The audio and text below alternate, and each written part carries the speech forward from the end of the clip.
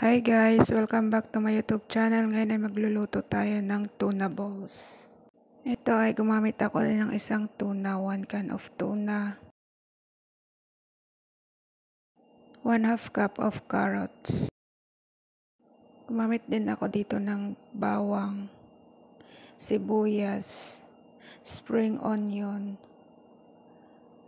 cornstarch, flour,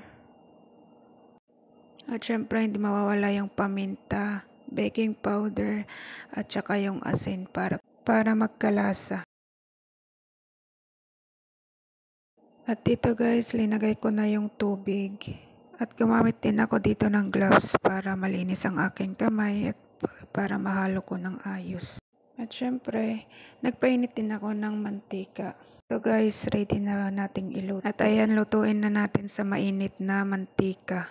Gumamit din ako dito ng kutsara para ito na lang gagamitin kong pang round kasi wala akong pang round. Yan.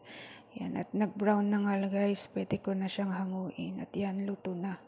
Gumawa nga pala ako ng sauce kaso hindi ko na siya na-videohan. Ito guys yung sauce. At kung nagustuhan nyo guys, please like, share, and subscribe po sa ating YouTube channel for more videos. Thank you guys. Bye-bye.